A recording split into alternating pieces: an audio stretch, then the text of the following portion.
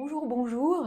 Quelques précisions aujourd'hui dans la minute de disponibilité créative sur le mouvement de l'épaule de la leçon précédente. Bouger l'épaule, ça veut dire quoi?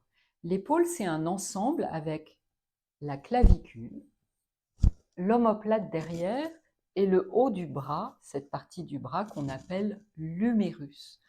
Donc monter l'épaule, ça peut être simplement monter la clavicule, l'omoplate et le bras, et que les côtes ne bougent pas du tout. Ou que les côtes viennent un tout petit peu s'ouvrir et participer.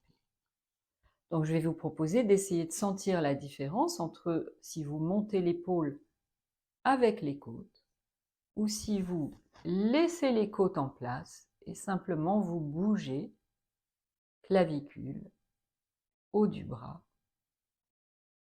et omoplate.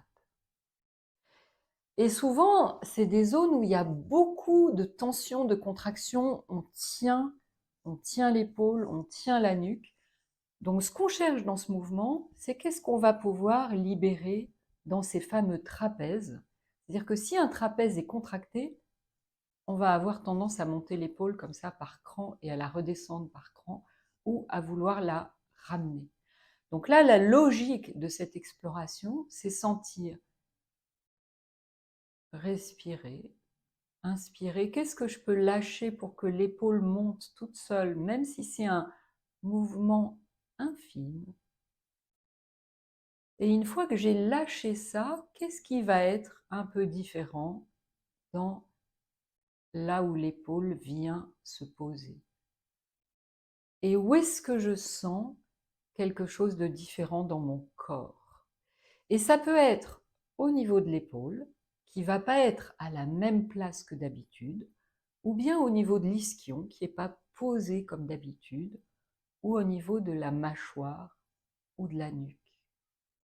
Pour vous, comment est-ce que ça se passe, ce mouvement de monter, sentir ce que vous pouvez relâcher et laisser revenir?